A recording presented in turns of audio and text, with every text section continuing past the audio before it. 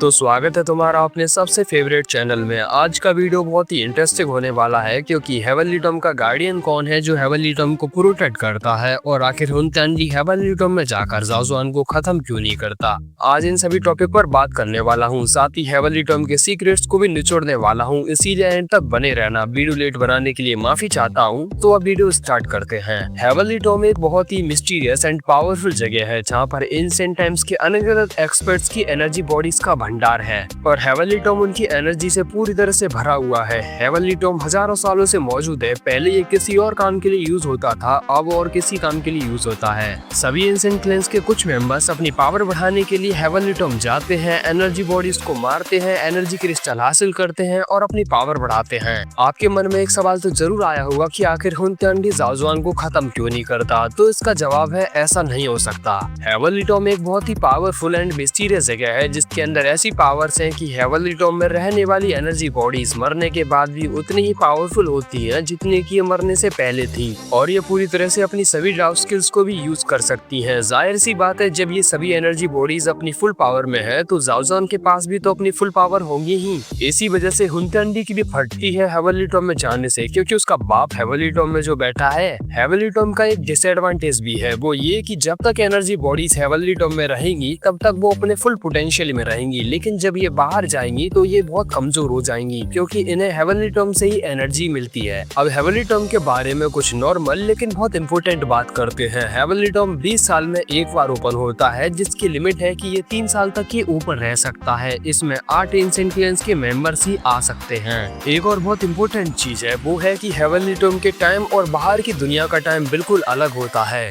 Heavenly Tom और बाहर की दुनिया के टाइम के लॉस बिल्कुल ही अलग होते हैं। जैसे कि अगर बाहर की दुनिया में एक दिन बीता है तो ये एक दिन हेवनली टॉम के 5 दिन के बराबर होगा, यानी कि हेवनली टॉम में टाइम बहुत धीरे धीरे चलता है और एक एक्सपर्ट के लिए हेवनली टॉम में कल्टीवेशन करना एक एडवांटेज साबित होता है और एक्सपर्ट बाहर के मुकाबले हेवनली टॉम में ज्यादा कल्टीवेशन कर सकता है और यहाँ की एनर्जी भी बहुत प्योर और मिस्टीरियस है, जो एक एडवांटेज है। अब आने वाली और चीजें जानना आपके लिए बहुत जरूरी है। अब बात करते हैं हेवनली टॉम्स की लेवल्स की। अगर आप लेवल जानने में इंटरेस्टेड नहीं तो 30 सेकंड स्किप कर सकते हो।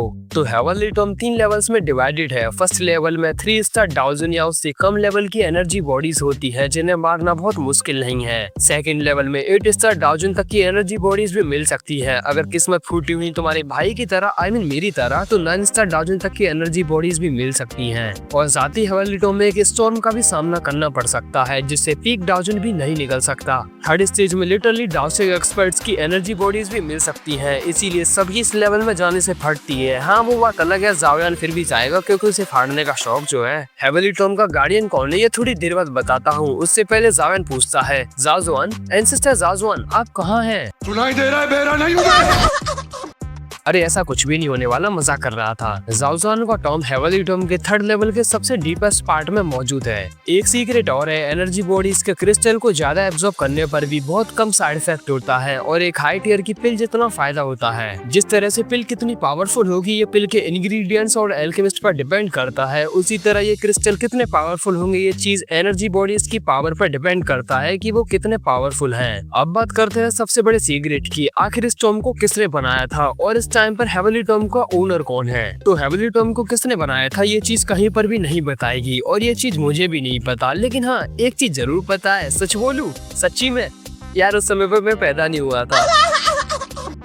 अभी के टाइम पर हेवनली टॉम की खुद की सोल है जो हेवनली टॉम को कंट्रोल करती है। बहुत समय पहले ये सोल एंशिएंट टाइम्स में एंशिएंट एक्सपर्ट्स की अनगिनत सोल्स के मर्ज से क्रिएट हुआ था, जो सोल्स बहुत पावरफुल थी, लिटरली पीक डाउशन की सोल्स भी थी। हेवनली टॉम की सोल हेवनली टॉम को कंट्रोल तो करता है, लेकिन ये सोल भी किसी एक बंदे से डरता है। एंशिएंट टाइम्स में heavenly Tom powerful ancient experts के आराम करने की जगह थी, लेकिन जब से ये सोल बना है तब से हेवनली टॉम बहुत डेंजरस हो गया है। इस सोल को बहुत सारे लोगों ने हराने की कोशिश की थी, लेकिन सब फेल हो गई। हेवनली टॉम की सोल ज़ाओज़ुआन से बहुत ज्यादा डरता है, डरे भी क्यों ना, भौकाल जो इतना है ज़ाओज़ुआन का। अभी के लिए तो ज़ाओज़ुआन को क्लैन की बडलाइन देकर लात मारकर भगा देंगे, लेकिन ज़ाओज़ुआन कमीने दोस्तों की तरह फिर से कटोरा लेके भीख मांगने ज़ाओज़ुआन के पास पहुंच जाएगा। हमारे यहाँ ऐसा ही होता है।